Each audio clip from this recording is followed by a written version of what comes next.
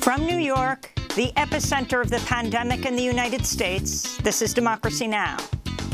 This council is going to dismantle this police department.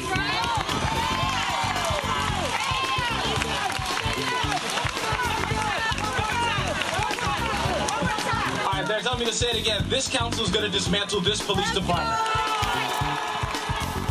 After nearly 2 weeks of historic protests, the Minneapolis City Council's announced it will move to dismantle the city's police department in the wake of the police killing of George Floyd. We'll speak to Minneapolis City Council member Jeremiah Ellison. Then we'll look at the growing movement to defund the police with Professor Alex Vitale, author Michael Denzel Smith, and activist Linda Sarsour. Defunding the police is very simple. That means get police out of our schools, get police out of addressing homelessness, get police out of addressing mental health crises, put police where they belong, and that is not in our communities to address things that require qualifications and expertise. All that and more coming up. Welcome to Democracy Now!, democracynow.org, The Quarantine Report. I'm Amy Goodman. As historic protests continue to sweep the United States 2 weeks after the police murder of George Floyd, the Minneapolis City Council announced Sunday it will move to disband the city's police department. 9 members of the council, a veto-proof majority, made the vow during a community rally Sunday. This is Minneapolis City Council member Philippe Cunningham.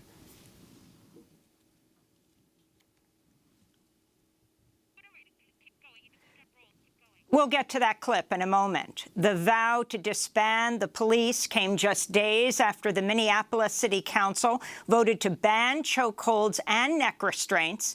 Derek Chauvin, the former officer who killed Floyd by kneeling on his neck for nearly 9 minutes, will make his first court appearance today. Let's go to that clip of Council member Philippe Cunningham.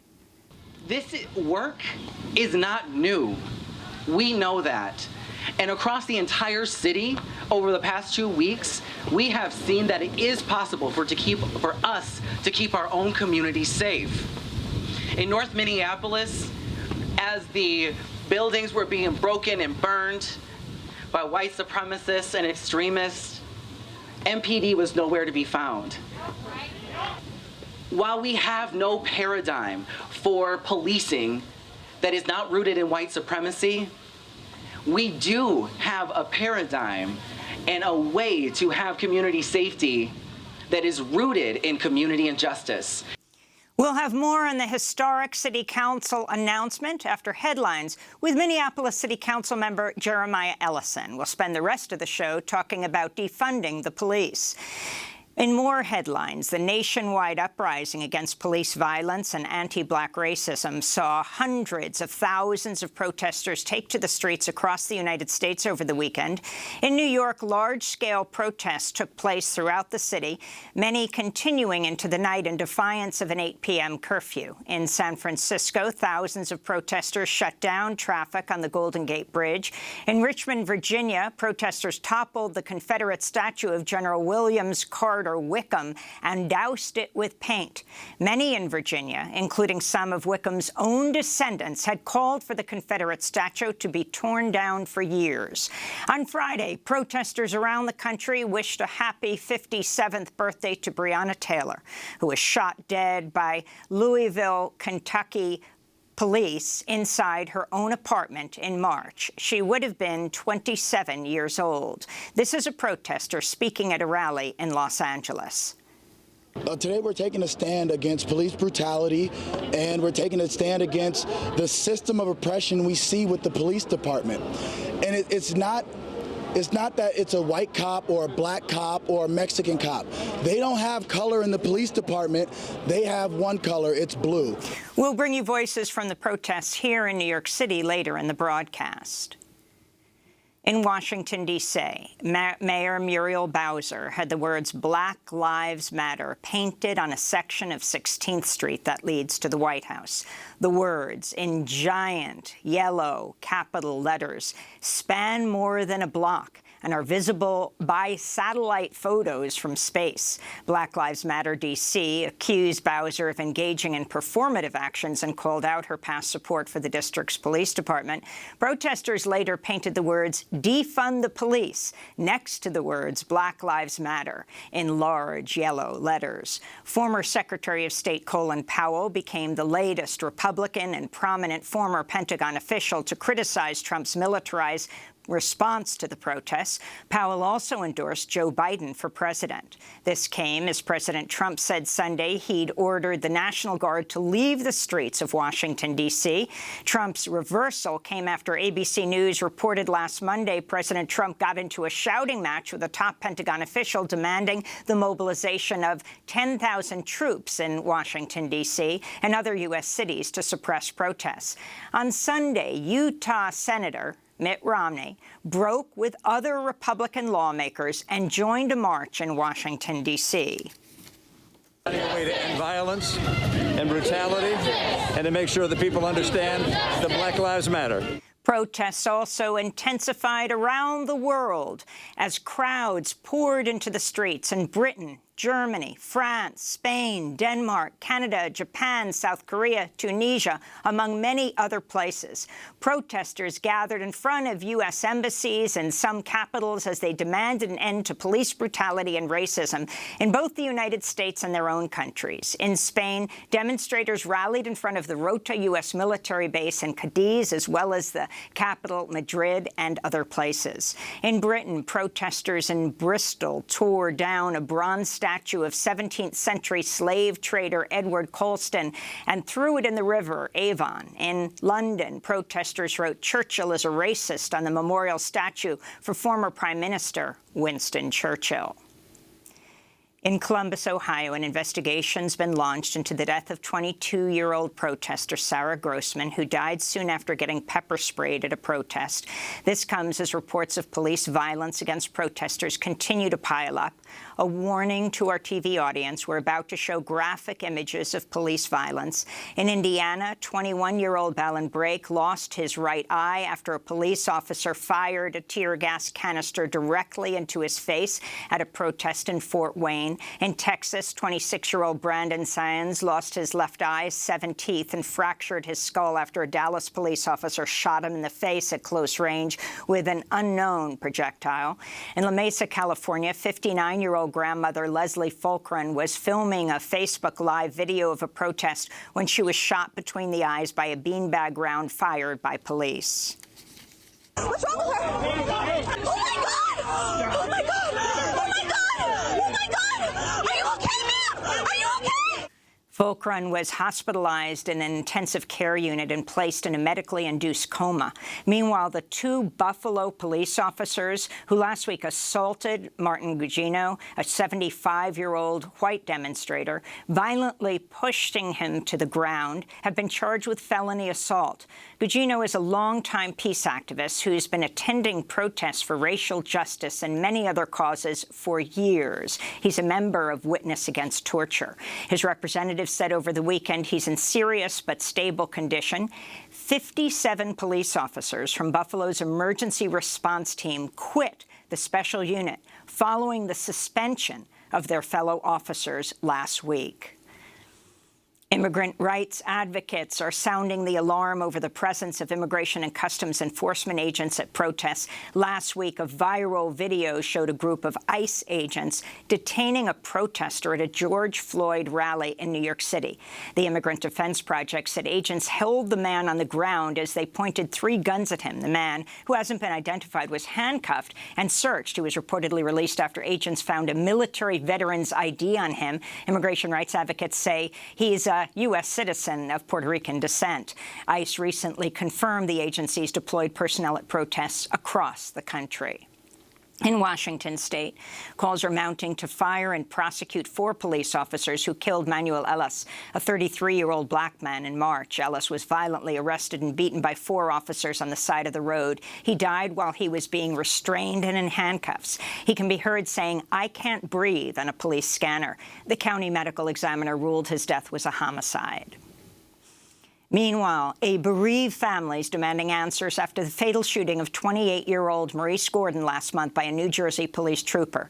The state trooper, who has not been publicly identified, pulled Gordon over for a routine traffic stop. He then waited in the officer's car for over 30 minutes for a tow truck to arrive after Gordon's car wouldn't restart. The trooper reportedly shot and killed him when he tried to exit the vehicle.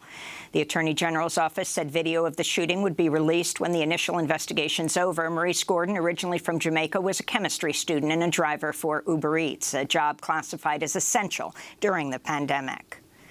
In media news, the New York Times editorial page editor James Bennett has resigned following outcry from staff and readers of the publication of an op-ed by Republican Senator Tom Cotton about the protests. It was headlined, "Send in the Troops." Meanwhile, Stan Wisnowski, the top editor of the Philadelphia Inquirer, has resigned days after the paper published a piece headlined, "Buildings Matter Too." In other journalism news, the board of directors of the Committee to Protect Journalists sent a letter to U.S. governors, mayors, and police chiefs demanding they take immediate action to stop attacks on reporters covering the uprising. The Committee to Protect Journalists say they are investigating at least 280 reports of violence against journalists. The death toll from COVID-19 continues to surge in the United States, where it's passed over 110,000. This includes nearly 600 frontline healthcare workers, according to a new report by The Guardian. According to CNN, over the past hours alone, there have been 30,000 new infections and 700 deaths. In Arizona, some hospitals are on the verge of running out of intensive care unit beds as the number of COVID patients has reached a new high. Meanwhile, New York City begins to reopen today after 78 days of lockdown. More than 21,000 people have died in New York City from COVID. In other news, President Trump Friday visited a factory in Maine making medical swabs for COVID testing. Trump did not wear a mask while on the factory floor.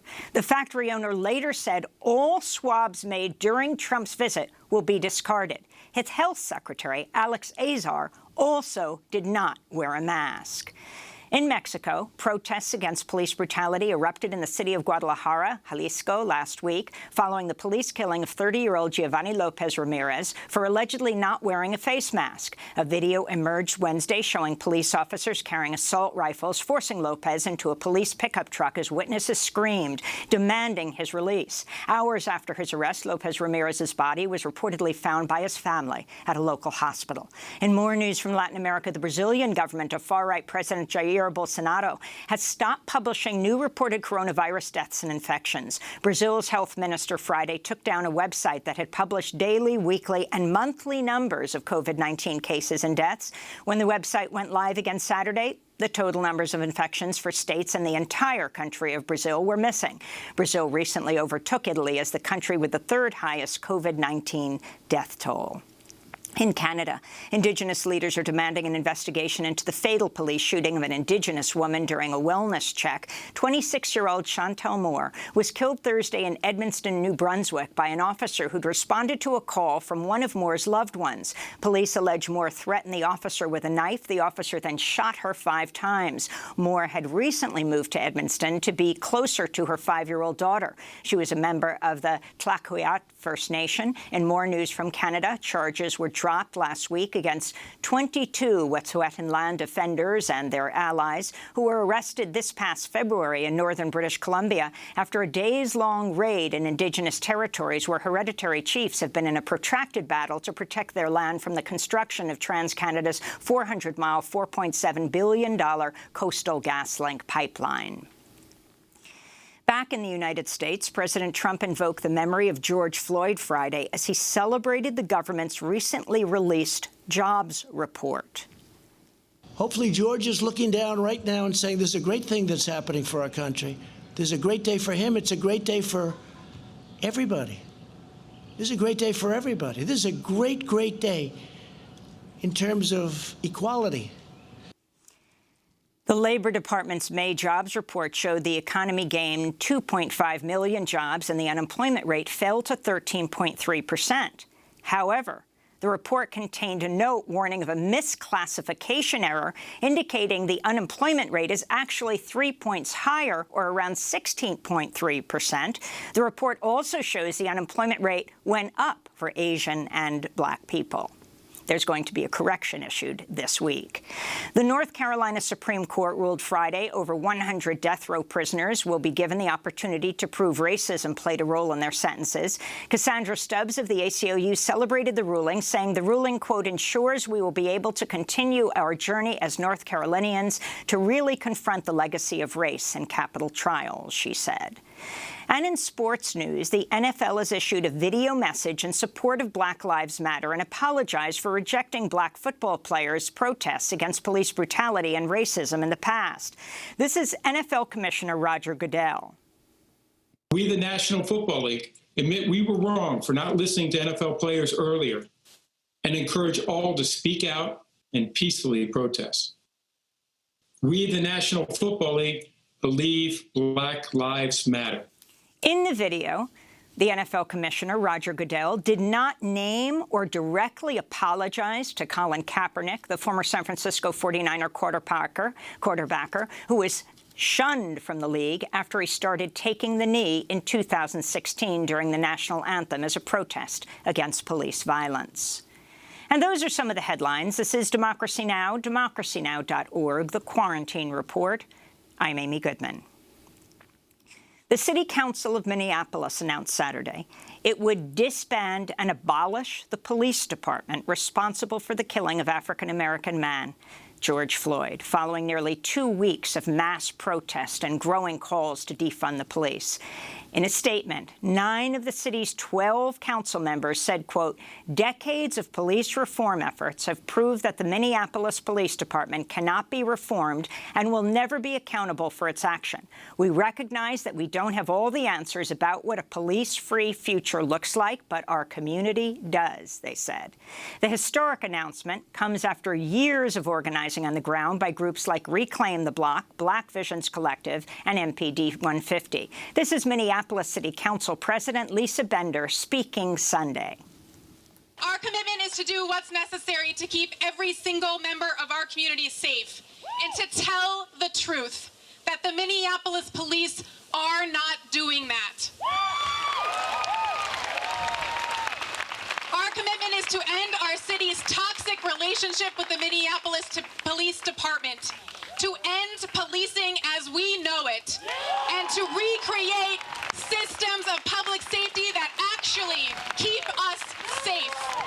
A supermajority of Minneapolis City Council members support disbanding the police department, meaning Minneapolis Mayor Jacob Frey, who opposes abolishing the police, can't override their efforts.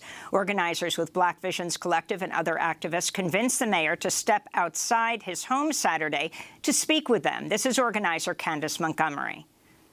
Jacob Frey, we have a yes or no question for you. Yes or no, will you commit to defunding Minneapolis Police Department? Abolition of it? What did I say? We don't want no more police. Is that clear? We don't want people with guns toting around in our community, shooting us down. You have an answer? It is a yes or a no. It is a yes or a no. Will you defund the Minneapolis Police Department? I do not support the full abolition.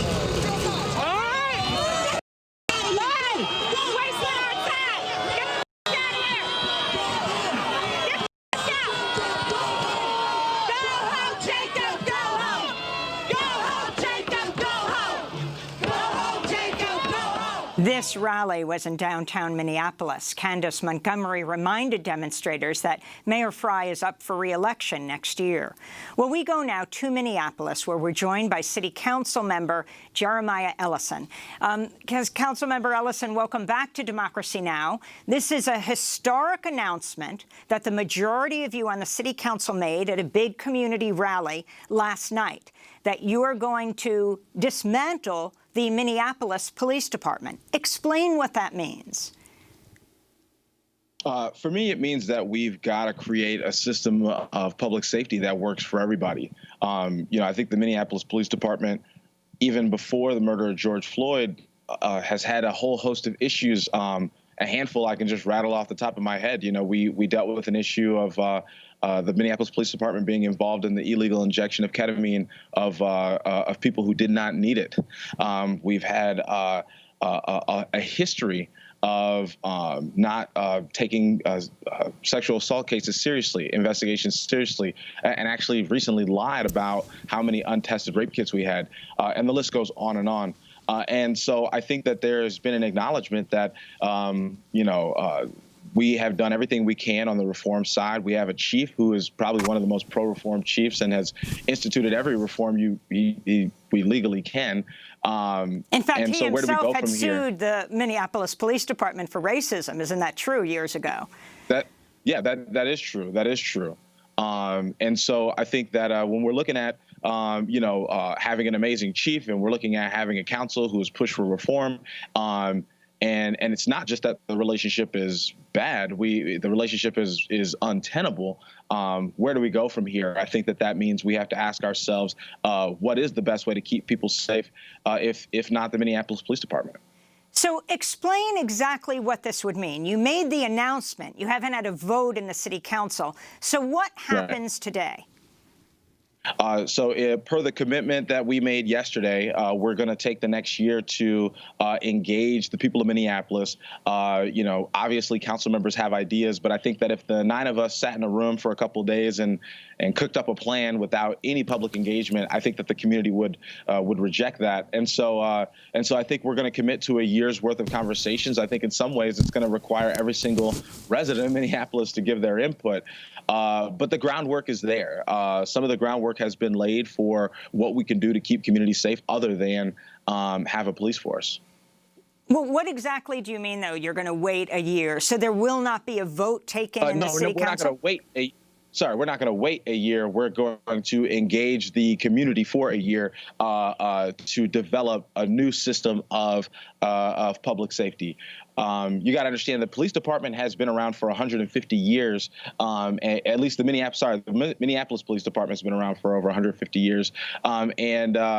And police departments all around the country have been around a lot longer than that. I think that we owe it to the city of Minneapolis, to our residents, to develop a plan that moves forward intelligently, that moves forward in a way that works. We're not going to hit the eject button on the police department today, for instance, because we do not have that new system in place. But we have to start the conversation somewhere. Yesterday was the start of that conversation. So will there be a vote? And what will that vote be on in the city council now? At some point, there will have to be a vote about what our new system of public safety looks like. Just to give you an example, one of the most effective programs that we've been able to fund, really on a shoestring budget, is our group violence prevention program. It's a program that helps young men get out of gang activity and remove themselves from gang life. It's a program that's been more successful in getting gang members to choose a different path forward for themselves than sending them to jail or anything else that we've tried in the past.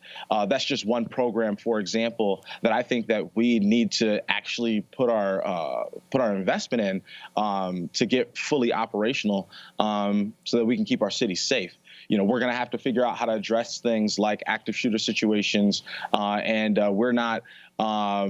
We're aware of the fact that some situations are extremely difficult to de-escalate, but most of what police do, we did a study last year of 911 calls, and we realized that one of the top calls that police make are for what we call emotionally disturbed persons or mental health calls.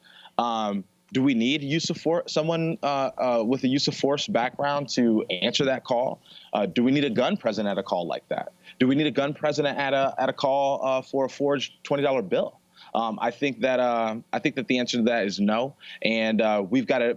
But we've never, as a country, leaned into figuring out how do we address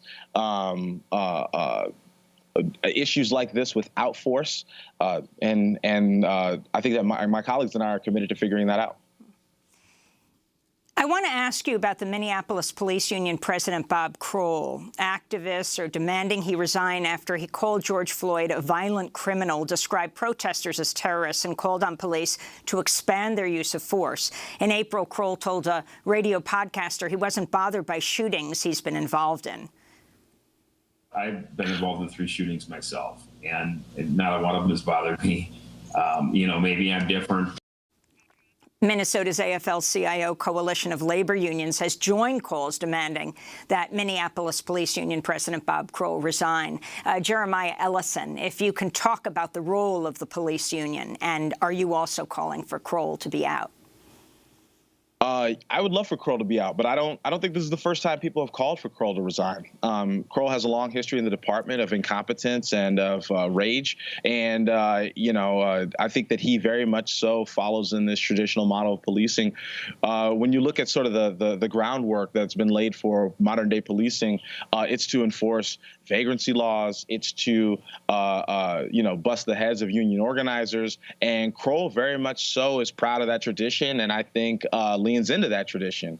I think that Kroll, knowing that he is protected by the base, our department that democratically elected him to represent them, he knows that there's really no grounds for him to have to resign. There's no pressure for him to have to resign, even if people are calling for it. I'm sure he finds the whole endeavor amusing, quite frankly. And Kroll doesn't just represent himself. Kroll represents, he's democratically elected by our department to represent them.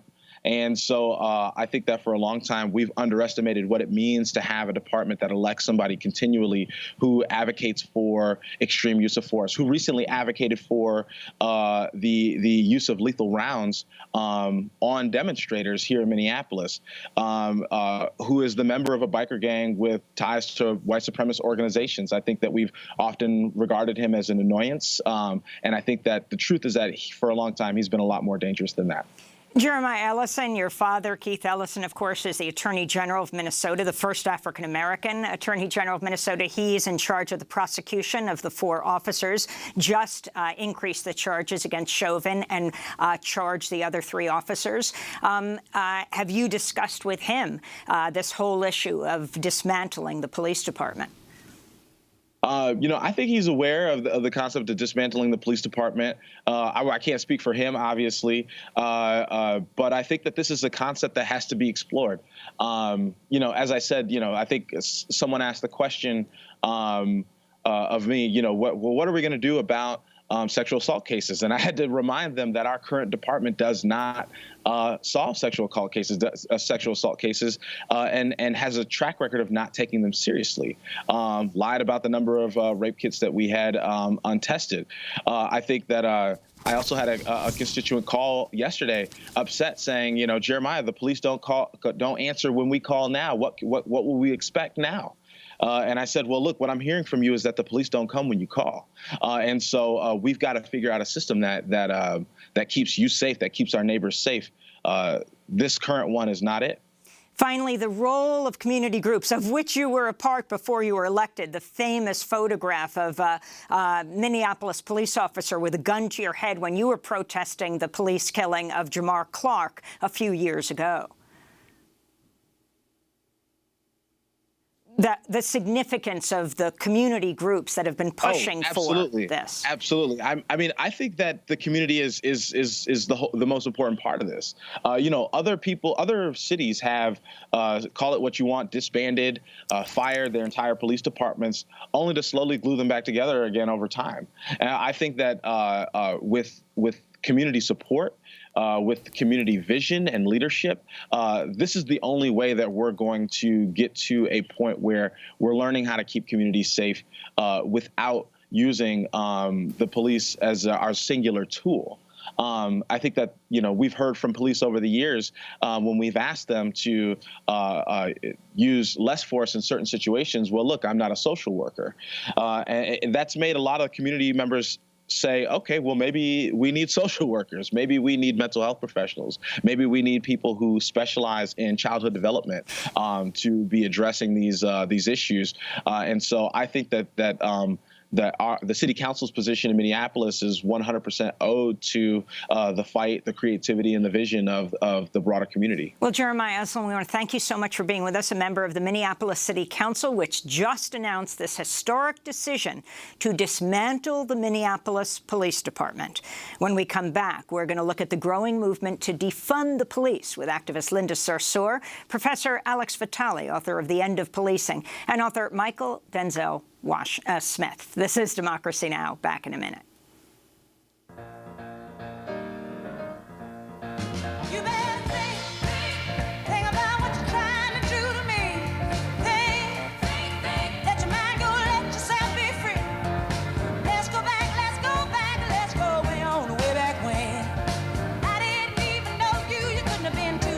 quarantine. Ain't no psychiatrist, ain't no doctor with degrees, but it don't take too much time to see what you're doing to me.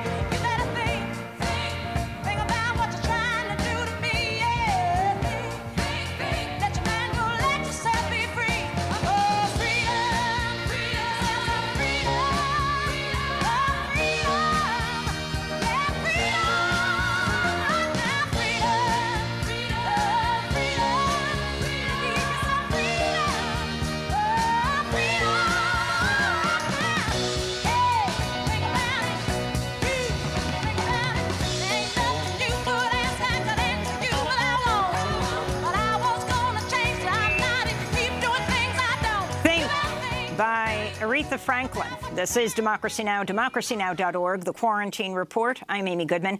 After nearly 2 weeks of massive demonstrations here in New York City calling for police accountability, Mayor Bill de Blasio's pledged to shift some of New York funding for police and reallocate it to social services. He made the announcement in a press conference on Sunday. We will be moving funding from the NYPD to youth initiatives and social services. The details will be worked out in the budget process in the weeks ahead. But I want people to understand that we are committed to shifting resources to ensure that the focus is on our young people. The New York City Police Department has an annual budget of about $6 billion. That's nearly 7% of Mayor de Blasio's proposed $90 billion budget for 2021. This comes as Los Angeles Mayor Eric Garcetti agreed last week to slash between $100 million and $150 million from proposed funding for police, and members of the Minneapolis City Council have vowed to dismantle the city's police department. For more, we're joined by Linda Sarsour, Palestinian-American Muslim organizer, author of We Are Not Here to Be Bystanders, co-founder of Until Freedom, which, along with Communities United for Police Reform and Until Freedom, has been pressuring New York City's mayor to institute meaningful change around police accountability. A well-known activist New Yorker. Linda, welcome back to Democracy Now!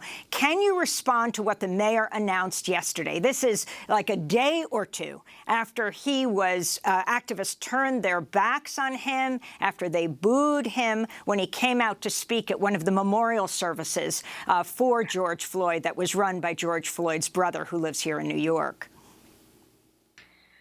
Let's make sure that the credit goes where it's due, Amy. The credit is to Communities United for Police Reform, the Justice Committee, the New York Justice League, the Gathering for Justice, Until Freedom. There are many groups in New York City who have been doing police reform work for decades, and in the last few years have continued to pressure Mayor Bill de Blasio, who ran on a police reform platform, to actually make transformative change.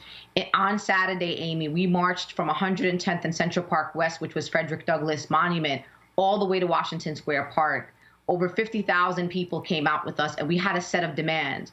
And one of the demands was defund the police and reappropriate funding to youth and communities. We also called on him, when the anti-chokehold bill gets to his desk, I don't want to see him. I don't want to hear his voice. I want him to put ink to paper and to sign that anti-chokehold bill. We need his leadership right now. So what he can tell me that he's going to defund the police or reappropriate funding, but we have to see that. We have to see him implement that. He has lied over and over to Black and brown communities in New York City. So we want to see the actual tangible things that he's going to be doing for us. And Mayor de Blasio was long considered a progressive mayor. Your thoughts on this and what has happened since? And also Governor Cuomo's attacks on him and his approach to law enforcement. Linda.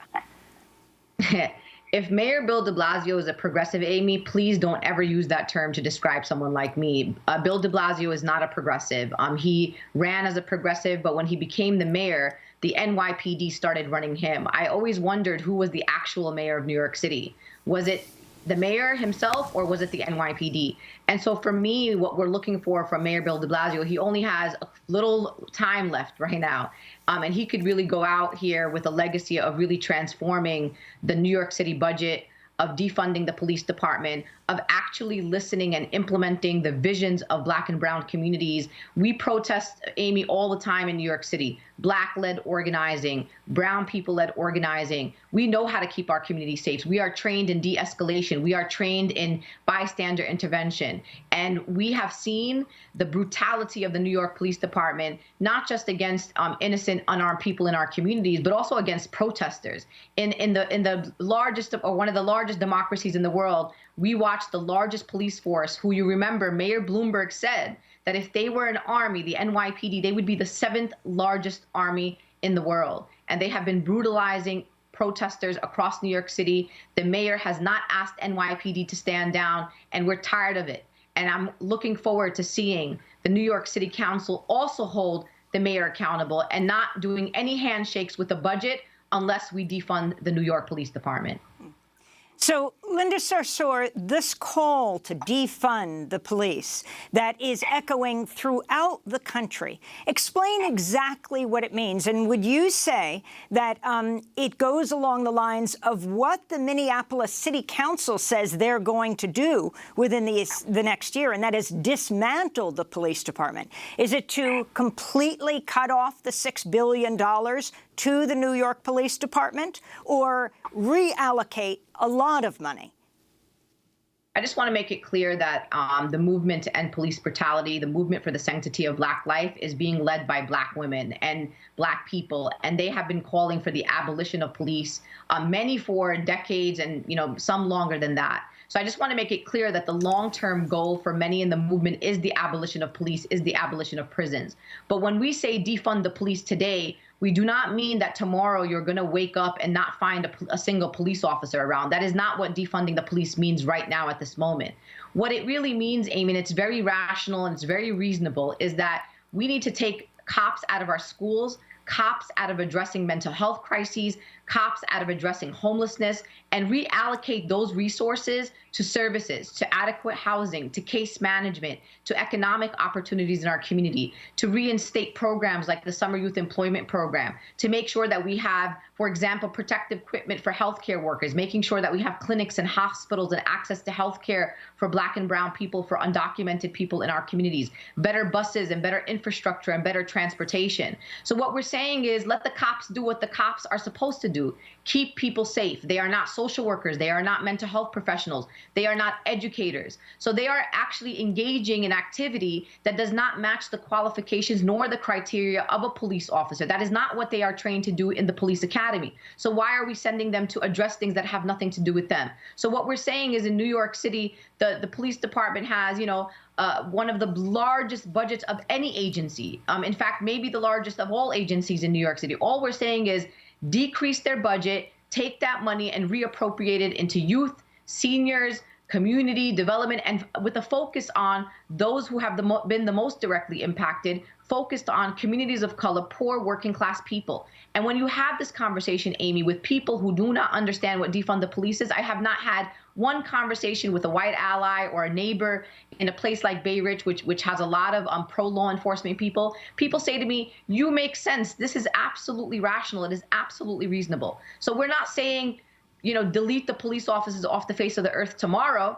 But what we're saying is reappropriate the funding and let's put it back in the services that our community needs, so we could be healthy, we could be safe, and we could be secure, and we can have communities that thrive and not only survive in New York City. In a little bit of time, I want to ask you about a man who died in captivity, right, in the Metropolitan Detention Center, who was pepper sprayed, Linda. But I first want to go to Michael Denzel Smith, fellow at Type Media Center, author of Invisible Man, got the whole world watching a young Black man's education. His forthcoming book is Stakes is High, Life After the American Dream. I wanted to ask you about this whole call to defund the police, Michael, and also Governor Cuomo's discussion of what he's calling the Say Their Name bill.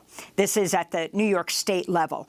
He says the next wave of reform will be shift funding from NYPD to youth and social services, reform 50A, transparency. Well, that was what the mayor is calling for. But the governor, in their Say Their Name bill, is calling for a number of different demands, and I want to get your sense of what exactly that Say Their Name bill means when he says more transparency, the New York Attorney General will be in charge of prosecution of police, there should be no chokeholds, and other issues, Michael.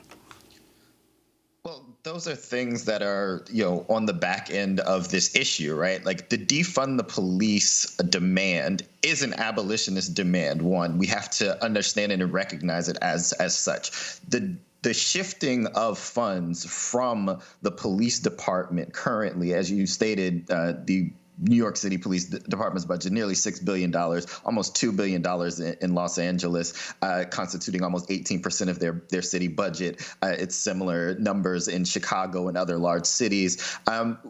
Those are funds that could go toward building the type of institutions and infrastructure for the health and safety of people. Like Linda was just saying, you can invest that money in things that people actually need. I mean, the one thing that has come of this global pandemic of COVID-19 is an understanding of what constitutes essential. What do we actually need? And police have shown that they are inessential. They are not there to do what people imagine them to do. They don't protect and they don't serve unless you are rich and white. And so in that instance, if you continue to fund the police at the rates that you do, and you are denying other services those funds, what you set up is an untenable situation in which you always need the police because a system of inequality requires that violent enforcer when there are uprisings, as we've seen the police enact in the suppression of these uprisings in the past couple weeks. So the call for defunding the police really is sort of the first